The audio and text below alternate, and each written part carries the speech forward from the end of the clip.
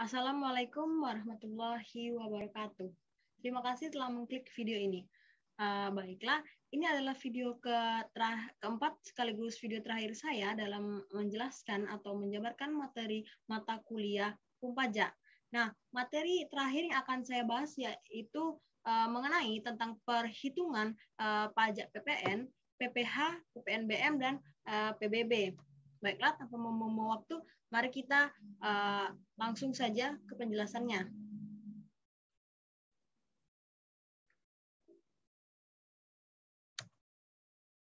Nah, penghitungan yang akan saya lakukan yaitu penghitungan terhadap beberapa jenis pajak, antara lain yaitu pajak pertambahan nilai atau PPN, kemudian ada pajak penghasilan atau PPH, kemudian ada pajak penjualan atas barang mewah atau PPNBM, dan juga pajak bumi dan bangunan atau PBB.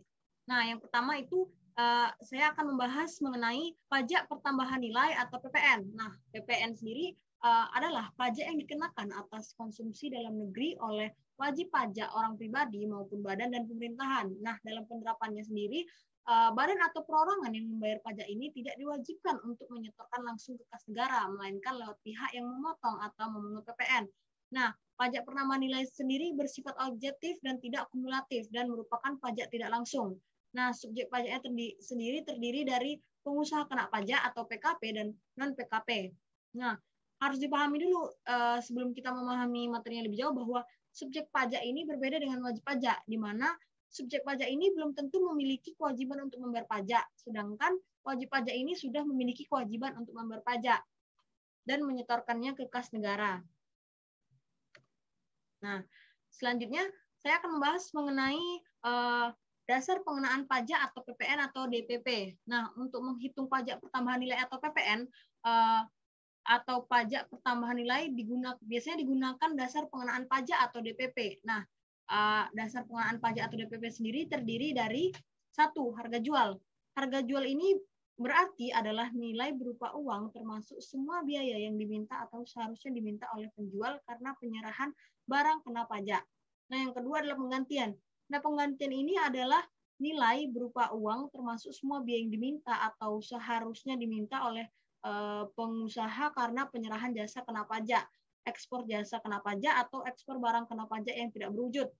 Nah, yang ketiga adalah nilai impor. Nilai impor ini adalah uang yang digunakan sebagai dasar perhitungan bea masuk ditambah pungutan berdasarkan ketentuan dalam peraturan perundang-undangan yang mengatur mengenai kepabeanan atau cukai untuk impor barang kena pajak.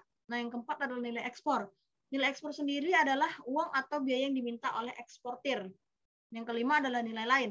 Nilai lain ini terdiri berupa uang yang ditetapkan sebagai dasar pengenaan pajak yang diatur oleh Menteri Keuangan. DPP PPN, dasar pengenaan pajak PPN yang diatur dalam pasal 9 ayat 1 sendiri terdiri dari satu, untuk penyerahan BKP atau pemanfaatan BKP tidak berwujud, DPP-nya adalah jumlah harga jual. Sementara untuk pengimporan BKP, DPP-nya sendiri adalah nilai impor. Nah, selanjutnya untuk pengeksporan BKP, DPP-nya adalah nilai ekspor. Nah, untuk kasus penyerahan BKP maupun JKP tertentu, DPP-nya adalah nilai lain. Nah, nilai lain sendiri adalah suatu jumlah yang ditetapkan oleh Menteri Keuangan sebagai dasar pengenaan PPN atas jenis penyerahan atau BKP atau JKP tertentu. Nah, selanjutnya kita akan membahas mengenai tarif pajak pertambahan nilai dan kenaikan tarif pajak pertambahan nilai terbaru 12%. Satu, tarif umum 10% untuk penyerahan ke dalam negeri. Dua, tarif khusus 0% diterapkan atas ekspor BKP berwujud maupun tidak berwujud dan ekspor JKP. Nah, yang ketiga adalah tarif pajak sebesar 10%. Dapat berubah menjadi lebih rendah, yaitu 5%, dan yang paling tinggi 15% sebagaimana diatur oleh peraturan pemerintah.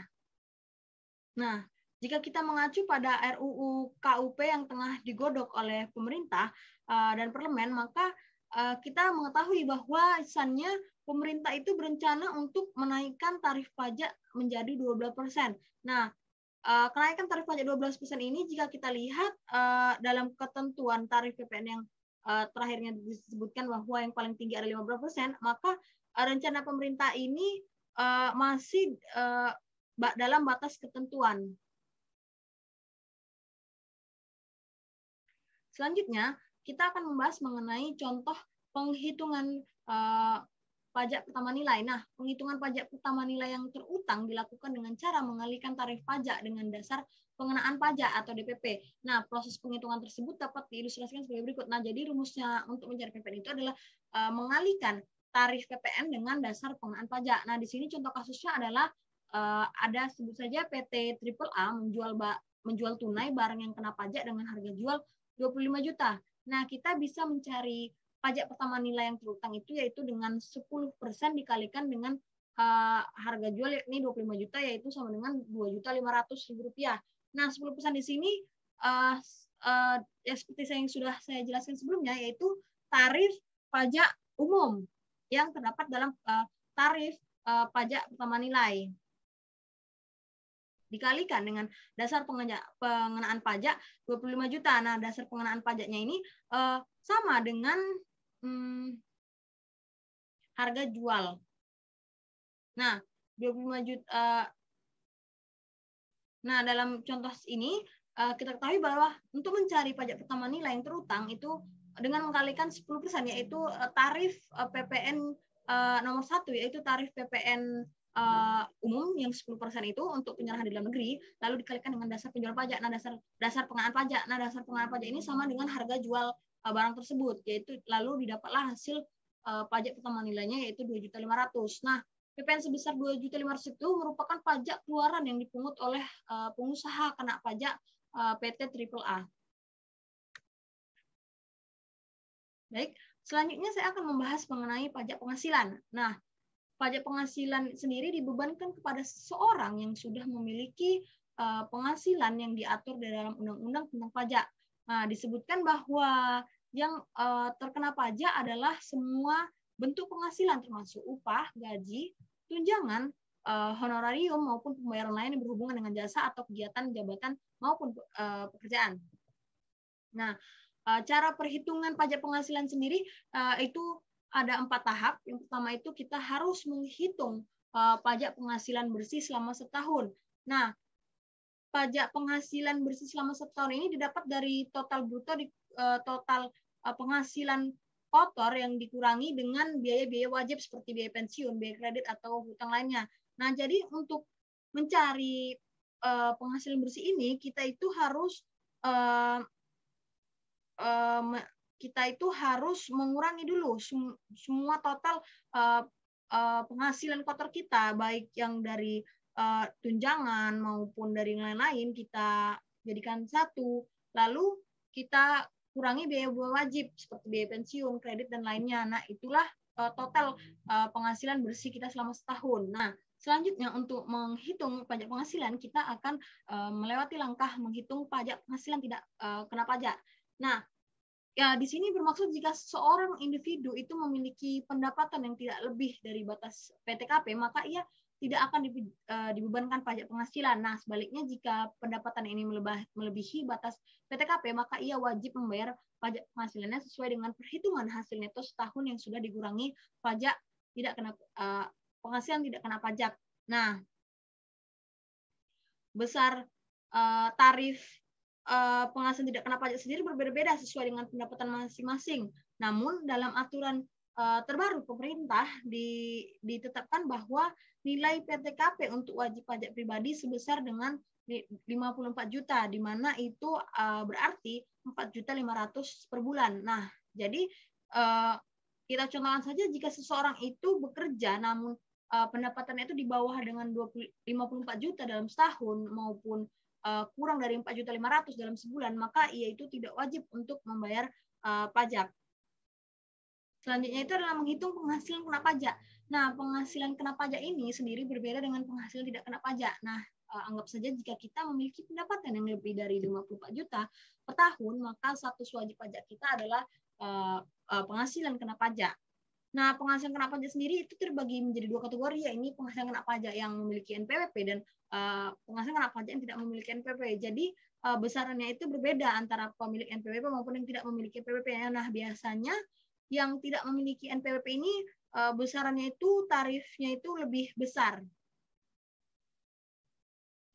Nah, selanjutnya di sini kita akan melihat contoh kasus perhitungan pajak penghasilan. Nah, di sini saya sudah memiliki kasusnya, yaitu Iqbal adalah seorang manajer perusahaan dengan estimasi penghasilan bersih sebesar 80 juta per tahun. Ia masih lajang sehingga tidak memiliki tanggungan terhadap anggota keluarga lain.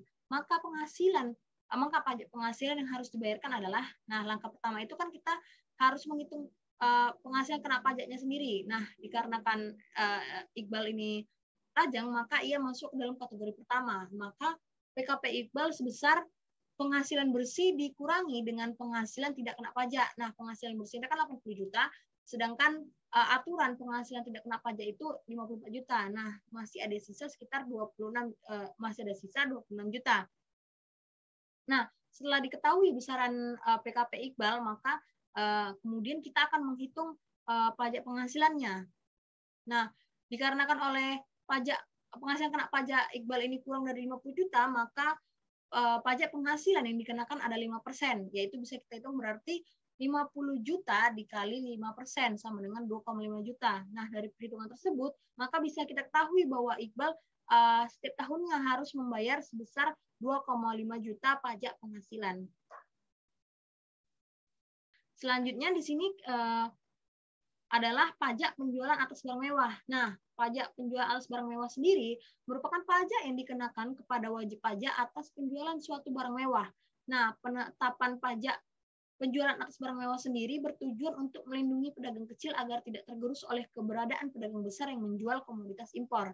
Nah, dalam PPNBM sendiri, objek yang termasuk barang mewah itu adalah satu, barang yang bukan kebutuhan pokok, lalu barang yang dikonsumsi masyarakat yang hanya dikonsumsi oleh masyarakat tertentu, lalu barang yang dikonsumsi untuk menunjukkan status, lalu juga barang yang pada umumnya dikonsumsi masyarakat dengan penghasilan tinggi. Nah, jika kira-kira Anda pernah membeli barang yang memenuhi kategori ini, maka barang tersebut besar kemungkinan merupakan barang mewah, terkategori barang mewah yang termasuk objek pajak penjualan atas barang mewah.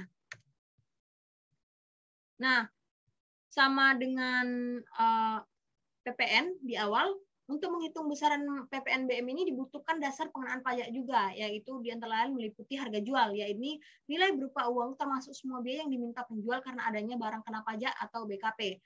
Nah, kemudian ada biaya penggantian, yaitu nilai serupa uang termasuk semua biaya penyerahan, ekspor jasa kena pajak, atau ekspor barang kena pajak tidak berwujud dan tidak termasuk dalam PPN. Nah, kemudian ada nilai impor, yaitu nilai berupa uang yang diambil dari bea masuk atau pungutan lain yang sudah terkena pajak dan cukai impor barang kena pajak. Lalu ada nilai ekspor, yaitu nilai berupa uang termasuk semua biaya yang dipungut oleh pihak eksportir.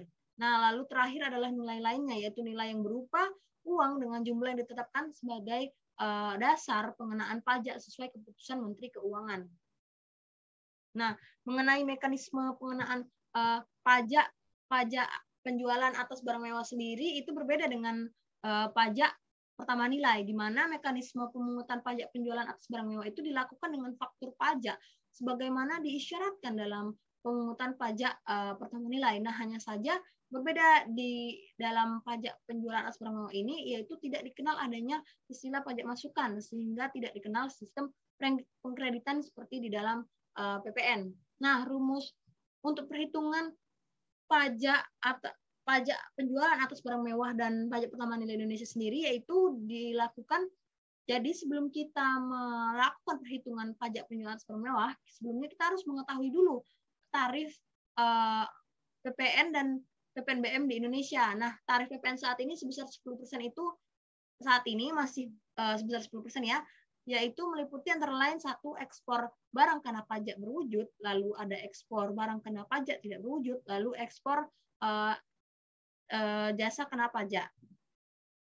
Nah, selanjutnya kita akan membahas mengenai tarif barang kena pajak tergolong barang mewah yang digolongkan dalam beberapa kategori sebagai berikut, yaitu pertama ada tarif 10%, yaitu tarif yang maksudkan untuk kendaraan bermotor berkategori tertentu atau alat rumah tangga, hunian mewah, alat pendingin, televisi, minuman non-alkohol. Lalu ada tarif 20%, yaitu untuk kendaraan bermotor kategori tertentu, peralatan olahraga impor, berbagai jenis permadani, alat fotografi, dan barang sanitary. Lalu ketiga adalah tarif 25%, di mana ini dimaksudkan untuk kendaraan bermotor berat atau berbahan bakar solar, misalnya minibus, kombi, pickup. Lalu terakhir ada tarif 35% yang paling tinggi, yaitu untuk minuman bebas alkohol, batu kristal, bahan berbahan kulit impor, dan barang pecah belah dan bus. Nah, baik, di sini saya sudah memiliki contoh penghitungan pajak penjualan atas barang mewah. Nah, di sini contoh kasusnya ini adalah seseorang bernama Andi yang merupakan pengusaha di bidang tekstil yang akan membeli mobil sport mewah 2.500 cc dengan harga 2 miliar. Berdasarkan dasar pengenaan pajak, mobil tersebut dikenai tarif pajak penjualan atas barang mewah sebesar 40%. Lalu jika kita hitung dengan rumus penghitungan, itu dengan mengkalikan tarif PPN itu dengan harga barang yang sudah dikurangi dengan pajak penjualan atas barang mewah. Nah, harga barang tersebut kan 2 miliar. Lalu 2 miliar dikurangi oleh pajak penjualan atas barang mewah itu, yaitu 40% tarifnya, yaitu 40% itu harga barang tersebut dikalikan dengan 40%, lalu didapatlah 800 juta. Lalu harga mobil tersebut yang 2 miliar tersebut dikurangilah dengan pajak penjualan atas barang mewah tersebut yang sebesar 800 juta, lalu didapatlah 1 miliar 200 juta. Nah, dikalikan dengan tarif PPN yang 10%, nah didapatlah 120 juta. Jadi, total harga mobil yang harus Andi keluarkan yaitu harga mobilnya sendiri 2 miliar, lalu ditambah dengan PPN-nya itu sebesar 120 juta, lalu ditambah juga dengan pajak penjualan atas barang mewah 800 juta. Jadi totalnya Andi harus mengeluarkan 2 miliar 920 juta rupiah. Nah, terakhir kita akan membahas mengenai perhitungan pajak bumi dan bangunan. Nah, pajak bumi dan bangunan sendiri memiliki definisi sebagai pajak atas tanah dan bangunan yang dikenakan kepada pemilik karena adanya keuntungan ekonomi atau status ekonomi akibat kepemilikan tanah dan bangunan tersebut.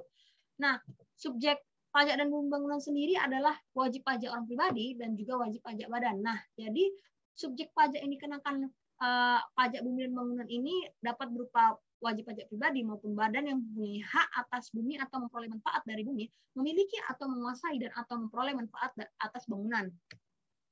Nah, besarnya nilai pajak bumi dan bangunan sendiri didasarkan pada nilai jual objek pajak atau NJOP, tanah atau bangunan terkait. Nah, sebenarnya apa sih NJOP itu? Nah, di sini saya sudah merangkum sedikit mengenai NJOP. Nah, pengertian NJOP sendiri adalah harga rata-rata yang diperoleh dari transaksi jual beli yang terjadi secara wajar dan bila mana tidak terdapat transaksi jual beli, NJOP ditentukan melalui perbandingan harga dengan objek lain sejenis atau senilai perolehan baru atau NJOP pengganti. Nah, NJOP ditentukan oleh Kementerian Keuangan, di mana nilai NJOP di setiap daerah itu biasanya berbeda-beda tergantung faktor yang mempengaruhinya. Nah, sebagaimana nilai tanah dan bangunan pada umumnya.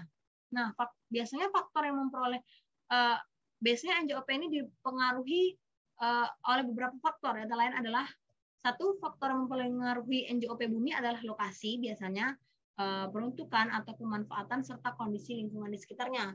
Lalu ada faktor yang mempengaruhi NJOP bangunan, antara lain bahan baku atau bahan bangunan yang digunakan, atau lokasi bangunan atau rekayasa serta kondisi lingkungan di sekitar bangunan. Nah, selanjutnya kita juga harus memahami mengenai NJOP-TKP, yaitu nilai jual objek pajak yang tidak kena pajak. Nah, penjelasan besar nilai bumi dan bangunan tidak kena pajak itu diatur di dalam Peraturan Menteri Keuangan Nomor 67 Tahun 2011 tentang penyesuaian besaran nilai jual objek pajak yang tidak kena pajak (PBB). Nah, nilai jual objek tidak kena pajak NJOP-TKP sendiri adalah batas nilai jual objek pajak yang tidak kena pajak. Artinya, untuk mengetahui berapa besar PBB, kita harus terlebih dahulu mengurangkan NJOP-TKP terlebih dahulu. Harus dikurang.